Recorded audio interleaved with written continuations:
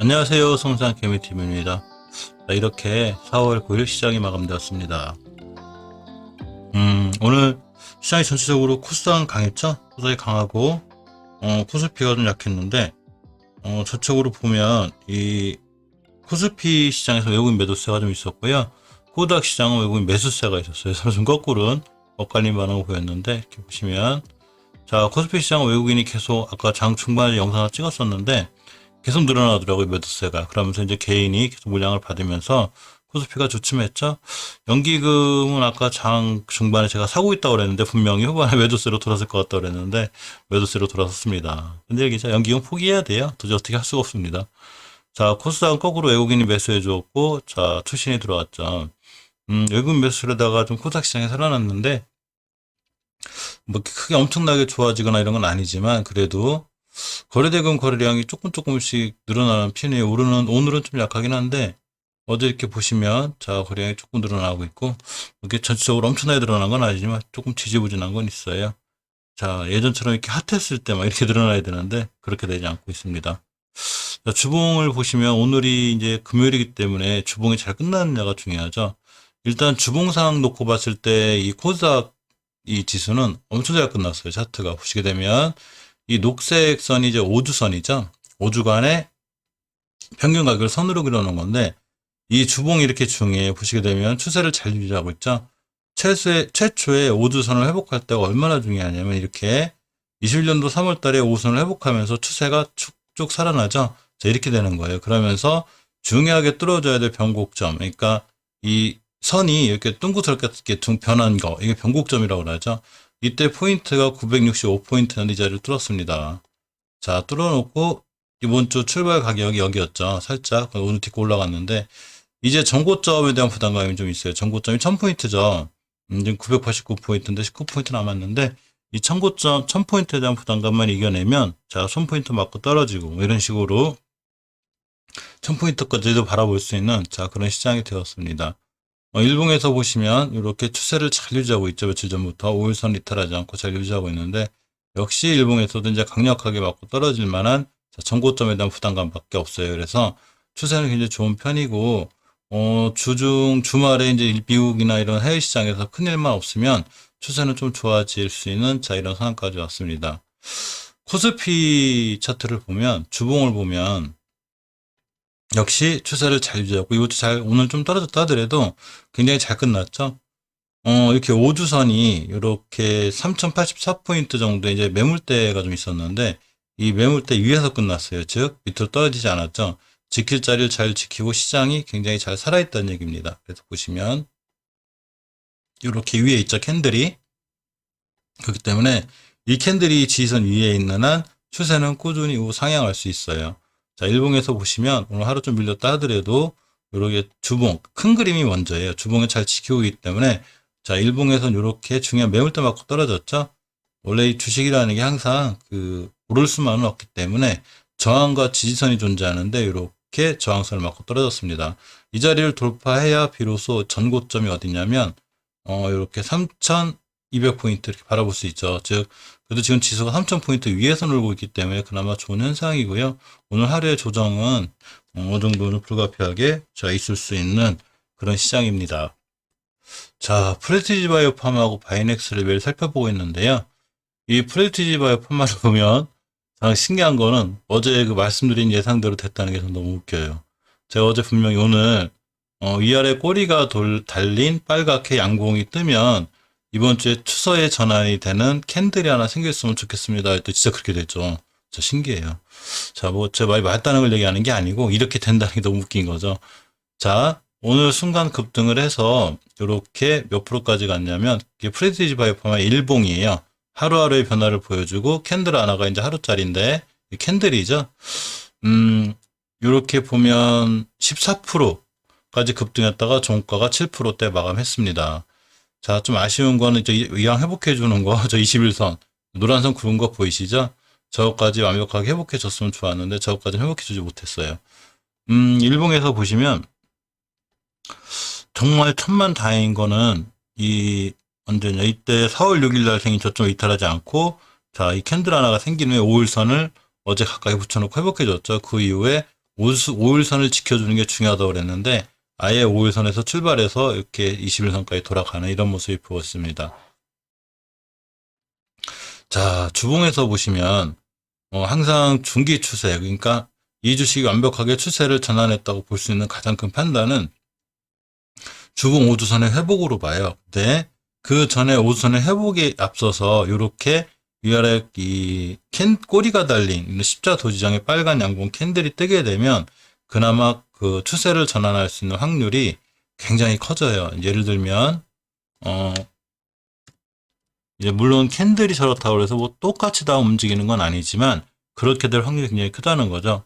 제1전기공업의 이 추세 턴을 하기 전에 보면 주가가 어떤 형태를 보이냐면 항상 자 이렇게 보시면 요날 이렇게 캔들 위아래 꼬리가 달린 빨간 캔들 자 이렇게가 됩니다. 그래서 이런 캔들이 반드시 나와줘야 자 우리 이제 그만 좀 떨어지고 좀 추세 좀 돌리자 하는 이제 캔들이 돼요. 물론 이렇게 들리고도 이런 캔들이 생겨도 떨어지는 경우도 있어요. 그렇기 때문에 이런 캔들이 생긴 이후에 상승이 있은 다음에 5선 돌파 안착을 해줘야 돼요. 이런 식으로 빨간 캔들이 자 그러한 의미를 갖고 있는데 일봉에서 저 캔들이 생길 때 상황을 보면 이렇게 돼요. 5일선 밑에서 출발 땅 때려주고 다시 5일선까지 이렇게 오죠.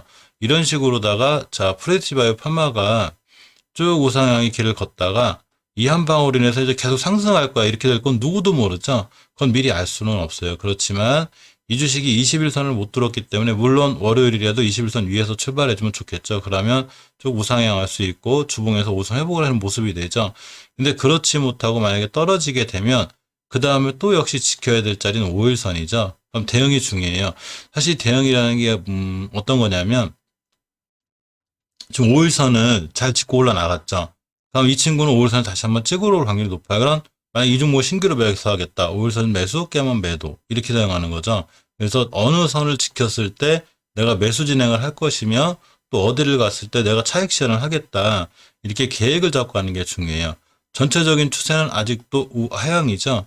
저처럼 어떤 자리는 안 잡힌 거죠. 그래서 지금부터라도 다시 다중바닥을 잘 그려주는 게 중요하고 지금 이 친구가 이렇게 급등한 게 이날도 급등했었고 이날도 급등했었죠. 근데 결국은 추세가 계속 무너지고 있는 거죠. 자, 그렇기 때문에 추세가 완벽하게 자리를 잡아야 되는데 이렇게 자리를 잡으려면 주봉에서 5주선을 자꾸 저렇게 꼬리 맞고 떨어질 게 아니라 보시게 되면 여기 꼬리 맞고 자꾸 떨어지고 있죠. 이렇게 떨어지는 게 아니고 완벽하게 5주선을 돌파 그래 놓고 안착하는 자리가 생겨요. 그래서 중기 추세가 돌아 나가야지만이 일봉에서 추세 전환이 돼서 잘 살아날 수 있습니다.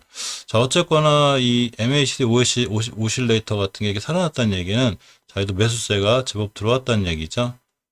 잠깐 투자면 좀 해볼까요? 외국인이 좀 팔았고, 오늘 기법에서 좀 들어왔네. 금융투자 기관에서 좀 들어왔고, 기타 법인, 기법 사모펀드에서 좀 들어오는 바람에 자어쨌거나 좀 수급이 좋아졌습니다. 그래서, 월요일 날 뭐 이렇게 오늘 14% 가서 쭉쭉 올라갈 수도 있지만, 만약에 이제 음봉을 하나 떨어진다면, 당연히 계속 급등할 수는 없죠.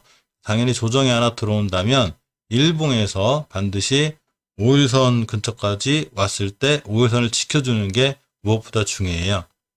그래서 5일선을 지켜주고 돌아 나갔을 때가 자 중요한 자리고 또 하나 5일선 지켜주고 잘 이렇게 버텨주다가 요 노란 선 보이시죠? 지금 노란 선이 좀 얇은데 보시게 되면 주식은 저 황금일선인 21선을 지켜주고 돌아 나갈 때가 가장 완벽해요. 그러니까 완벽하다는 게 무조건 올라간다는 건 아니지만 이제 각도가 좀 줄었죠. 이렇게 보시면 21선이 이렇게 떨어지는 각도가 좀 줄어야 돼요. 그래서 어느 정도 평준화가 되고 이 이평선 3개, 즉 완벽하게 역배열이죠. 지금 역배열이라는 게 원래 정상적인 차트라면 5일선이 5일간의 평균 가격, 11선이 11선의 평균 가격, 21선이 21선의 평균 가격이기 때문에 정배열인 5일선이 제일 위에 있어야 되고 11선이 밑에 있고 21선이 더 밑에 있어야 되는데 거꾸로 돼 있죠.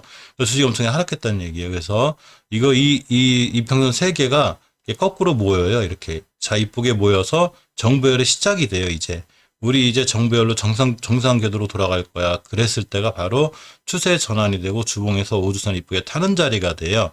이때 매수하시는 게 가장 완벽하게 추세의 턴을 읽고 사는 거기 때문에 그때까지 좀 기다리시는 게 좋고, 어쨌거나 오늘 급등해져서 그나마 혹시 이 근처에서 몰려서 있던 분들 같았으면 잘 나오셨으면 정말 다행이라고 생각합니다.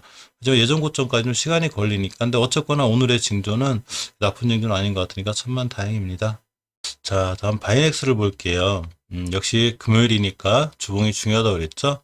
바이넥스의 주봉을 보면, 역시 매물대를 못 뚫죠? 그렇지만 오수는 잘 지켜줬죠. 근데 이상하게 이제 약간 조금은 찝찝하다 그래야 그런 게 있으면, 여기 강력한 매물대가 있다고 몇 번 말씀드렸죠. 이게 주봉이에요. 이때가 언제냐면 20년도 9월 달부터 이렇게 21년도 2월 달 꽤 오랫동안 이 가격대 매물로 있었는데 이 가격을 뚫으려고 4월 달에 돌파했다 실패했죠. 근데 이제 오늘이 금요일인데 5주선 위에 있는 건 정말 다행히 잘 끝난 거기는 해요. 근데 가장 깔끔했던 건 사실 오늘 10주선 위에 올려놔서 추세를 유지했으면 좋았는데 어쨌거나 10주선 위에는 올려놓지 못했습니다. 하지만 5주선 위에 있기 때문에 아직 안정적으로 잘 끝난 거고요. 일봉에서 봐야 알지만 일단은 예전에 저점 리틀하지 않는 게 중요해요. 5주선이 아마 평균, 그러니까 5주간의 평균이 올라가 있죠. 지금 그곳은 이제 둥그렇게 돌아가는 그 이쁜 모습이 예상이 되는데, 자, 월봉에서는 아직 지켜야 될 때는 잘 지켜주고 있죠. 오늘 이 저점을 보면 이번 달에 이 22,500원을 찍었는데, 자, 이렇게 보시면, 이때 이 4월 6일 날, 이때 22,000원을 찍었죠. 이게 굉장히 의미가 있는 건데, 이게 혹시 처음 보시는 분을 위해서, 자, 15년도 9월, 자, 16도 7월 달에 이렇게 중요하게 뚫어줘야 될 자리가 하나 있다고 그랬죠. 이 자리를, 7월 달, 8월 달에 뚫었어요, 작년에. 그래 놓고, 이 자리 밑으로 떨어진 적이 없죠. 클라이 자리 밑으로 떨어지면. 근데 저번 달에 굉장히 안 좋은 뉴스 한번 떨어졌다가, 월 말에 다시 다 회복해줬죠, 이거를. 물론 뉴스나 이런 것도 굉장히 중요하지만 결국 깨지 않아야 될 자리는 안 깨야 돼요. 자, 이번 달도 지금 꼬리가 여기까지 왔었죠. 그러니까 이 자리 안 깨야 돼요. 하지만 추세가 완벽하게 우상향으로 들고 들어가 있기 때문에 아직 위험 신호인데 이 추세가 돌아서려면 이번 달 거래일이 많이 남았죠. 그래서 이번 달 거래일이라도 5개월선 위에 올려놓는 게 우측 중요하고 조붕에서는 다행히 5주선 회복해줬기 때문에 이렇게 다음 주에 10주선 위에서만 출발해주면 자 다시 한번 추세가 살아날 수 있습니다. 근데 5주선하고 아직 이렇게 공간에 거리가 있죠. 그래서 운봉으로 떨어지면 다음 주에도 5선까지는 살짝 밀리지 않을까 싶어요. 그 자리가 바로 아까 말씀드린 월봉에서 이 꼬리 달린 이런 자리, 이런 끝에 자리 여기가 돼요. 그래서 이렇게 옆으로 횡보하는 이런 구간이 있을 수 있고요. 이 CMO 관련해서 이 바이넥스는 그쪽에서 매출이 많이 일어나고 좋은 회사는 맞아요. 그렇지만 이제 주식은 수급에 기인하기 때문에 반드시 뚫어줘야 될 자리를 뚫어주는 게 중요하죠. 근데 만만치 않기는 해요. 사실 아까 주봉에서 말씀드렸듯이 이 주봉에서 이 정도 거리가 엄청나요. 이게 20년도 9월부터 21년도 2월까지이기 때문에 꽤 오랫동안 매물대가 쌓인 건데 일봉에서 보면 딱 확연히 보여요.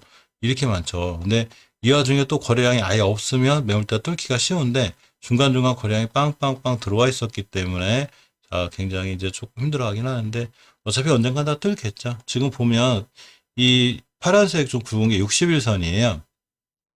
자, 보통 수급일선이라고 하죠. 근데 이렇게 보시면 계속 저선을 못 뚫고 있어요. 이렇게 보면 파란 거 굵은 거 보이시죠? 이 자리를 돌파 못하고 있죠. 이 자리 수급일선이기 때문에 그래요. 돌파하고 안착을 해야 되는데 돌파 실패, 돌파 실패. 그리고 어제도 돌파 실패, 오늘 돌파 실패했습니다. 10번 두드리면 올라가겠죠. 10번 두드려서 뭐 있죠? 왜 그 나무 10번 뭐죠 그거? 인터넷 제가 또 속담은 제약해서 이 자리를 60일선을 이렇게 계속 두드리다 보면 언젠가 뚫겠죠. 근데 계속 뚫다 못 뚫으면 결국 떨어지긴 하는데 추세는 지금 단기적으로 잘 유지하고 있어요. 그래서 60일선의 가격이 얼마냐면 25,200원대쯤 돼요.